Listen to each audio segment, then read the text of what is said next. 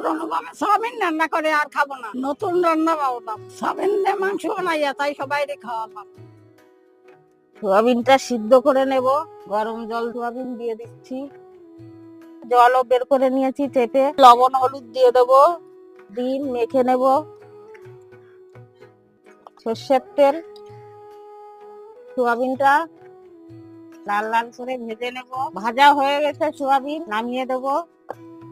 লঙ্কা ফোড়নে দিয়ে দিচ্ছি, লবঙ্গ এলাচ দারচিনি দিয়ে দিচ্ছি ফোড়নে। পেঁয়াজ কুচি দিয়ে দিচ্ছি, টমেটো কুচি দিয়ে দিচ্ছি, আদা বাটা 1 চামচ, রসুন বাটা দিয়ে দিচ্ছি, আর ধনের গুঁড়ো আর জিরের গুঁড়ো দিয়ে দিচ্ছি, লঙ্কার গুঁড়ো, লবণ। জল ফুটিয়ে সোয়াবিন দিয়ে দেবো। সোয়াবিন, কাঁচা লঙ্কাটা দিয়ে দিচ্ছি, চিনি, নামিয়ে দিচ্ছি।